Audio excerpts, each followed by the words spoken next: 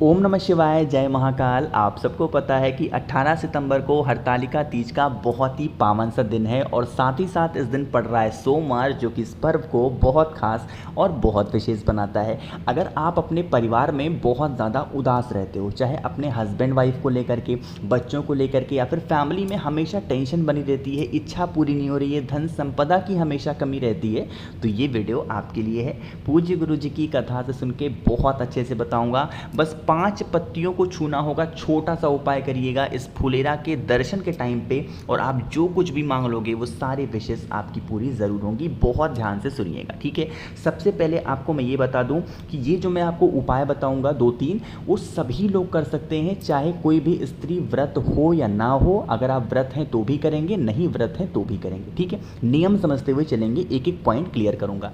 सबसे पहला जो पॉइंट है कि हमें फुलेरा का दर्शन करना होगा, लेकिन फुलेरा का दर्शन करने का भी नियम है। वो नियम कौन सा है कि आपको 5 फुलेरा का दर्शन करना है। अब वो 5 फुलेरा आपको मिलेगा कहाँ पे, देखो। अब इसके लिए कोई नियम नहीं कि मिलेगा कहाँ पे। आप चाहें तो मंदिर में जा कर के किन्हीं 5 मंदिर में जाएं जहाँ पर भी फुलेरा लगा हुआ हो, वहाँ दर्शन कर लें। या फिर जो लोग व्रत हों वो लोग तो फुलेरा ज़रूर बांधेंगे, तो आप जितने भी लोग व्रत हैं उनके यहाँ जाएं और फुलेरा का दर्शन करें। लेकिन कम से कम, ज़्यादा से ज़्यादा कितने भी जा सकते हैं, लेकिन मिनिमम कम से कम 5 फुलेरा का दर्शन जो भी व्यक्ति हरतालिका तीज पे कर लेता है, चाहे वो व्रत है या फिर व्रत नहीं है, उसकी सारी विशेष, सारी इच्छाएं पूरी होती हैं। 16 सोमवार के व्रत इतना फल मिलता है अगर आप 5 फुलेरा का दर्शन मात्र कर लेते हैं। अगर लगा देते हैं 5 फुलेरा तब तो सोने पे सुहागा है, नहीं कर सकते तो कम से कम 5 फुलेरा का दर्शन करना ही करना है, ठीक है। समझ में आ रही बात मेरी? चलो, तो पहले पॉइंट क्लियर हुई। एक चीज़ मैंने स्क्रीन पे और लिख रखी थी, वो कौन सी चीज़ है कि भैया आपने लिखा था 5 पत्तियों का भी लेना होगा। तो देखो, जिन भी 5 जगहों पे आपको जाओगे फुलेरा का दर्शन करने, उन सभी 5 जगहों पे 5 पत्तियां लेकर के जाना है पेड़ की। अब वो 5 पत्तियां कौन सी होंगी?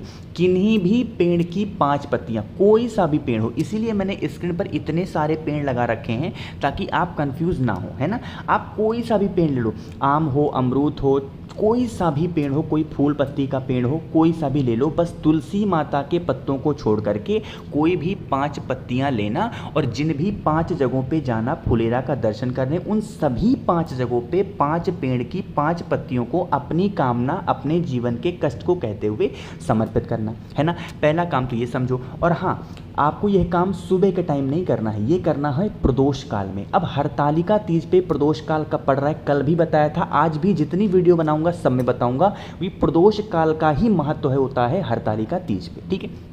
कौन सा टाइम है ये? आपकी शाम को 5:30 बजे से स्टार्ट हो जाएगा प्रदोष काल, और शाम को 6:30 बजे तक रहेगा। चाहे तो स्क्रीनशॉट ले लो या फिर कहीं पे नोट कर लो, बट भूलना नहीं। अब वैसे आज तो जितनी वीडियो बताऊंगा ही बताऊंगा। समझ में आ रही बात मेरी ना? तो आपको इन दोनों कामों को ज़रूर करना है। पहला काम मैंने बताया 5 फुलेरा का दर्शन करना, और जितने भी फुलेरा के पास जाओगे उन सभी फुलेरा के पास में महादेव के शिवलिंग के ऊपर 5 पेड़ की 5 पत्तियों को समर्पित करना ही करना है, ठीक है। एक बात और, ऐसा नहीं कि एक ही पेड़ की 5 पत्तियां ले लो, नहीं, 5 अलग अलग पेड़ की 5 पत्तियों को लेना होगा। समझ में आई बात? चलो, तो यहाँ पर हम लोगों ने पहले काम की बात कर ली। अब हम लोग आगे बढ़ लेते हैं अपने दूसरे काम की तरफ कि हमें वो दूसरा काम कौन सा करना है। देखो, समझेंगे, किसी भी एक महादेव के मंदिर के पास जाना। अब ये उपाय किन के लिए है, सबसे पहले ये समझो। अगर आपको ये चाहिए कि आपके जो पति हैं या फिर आपकी जो पत्नी है हमेशा प्रेम से रहें, हमेशा प्यार से रहें, कभी भी आप लोग के बीच में कोई भी लड़ाई झगड़े इस टाइप की कोई भी दिक्कतें ना आए, उस कंडीशन में आपको क्या करना होगा? आपको लेना होगा इस तरीके से घी का दिया, गोल बत्ती का। कौन सा? घी का दिया, गोल बत्ती का। कब लोगे? प्रदोष काल में। प्रदोष काल का समय कौन सा होगा? हरतालिका तीज पे शाम के टाइम पे 5:30 बजे से स्टार्ट होगा और 6:30 बजे तक रहेगा, है ना। घी का दिया कितना लेना होगा? 11 घी के दिए को लोगे। मिट्टी का दीपक होना चाहिए, आटे वगैरह का मत बनाना। हमें मिट्टी के दिया लेना होगा, उसमें डालना होगा घी, और घी में भी आपको इस तरीके से गोल बत्ती का दिया लगाना होगा, ठीक है। एक थाली में सभी 11 के 11 दीपक को लगा लेना और लेके चले जाना महादेव के मंदिर में, जहाँ पर भी जो भी महादेव का मंदिर आपके घर के आसपास सबसे नज़दीक में हो, है ना।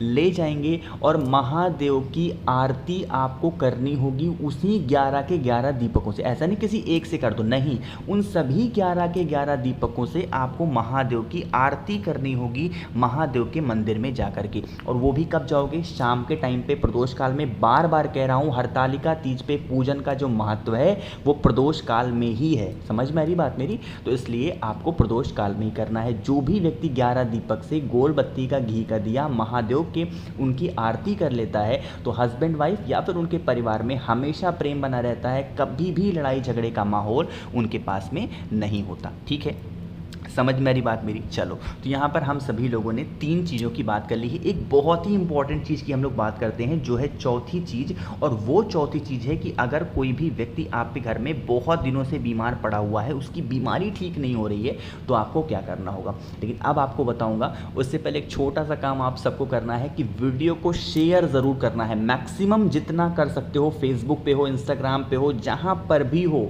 ग्रुप में हो, आप हर जगह वीडियो को शेयर करिएगा। और जितने भी लोग मेरी आवाज़ पहली बार सुन रहे हैं तो चैनल को सब्सक्राइब करेंगे, है ना।